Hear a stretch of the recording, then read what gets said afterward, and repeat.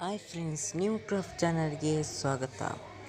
ಇವತ್ತು ನಾನು ನನ್ನ ಫ್ರೆಂಡಿಗೆ ಗಿಫ್ಟ್ ಪ್ಯಾಕ್ ಮಾಡಿದ್ದೀನಿ.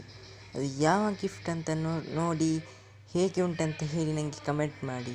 ನಾನು ಫ್ಲಿಪ್ಕಾರ್ಟಲ್ಲಿ ಆರ್ಡರ್ ಮಾಡಿದ್ದೀನಿ. ಅದು ಬೇಕಾದರೆ ನಿಮಗೆ ಲಿಂಕನ್ನು ನಾನು ಹಾಕಿರ್ತೀನಿ. ಓಕೆ, ನೀವು ನೋಡಿ.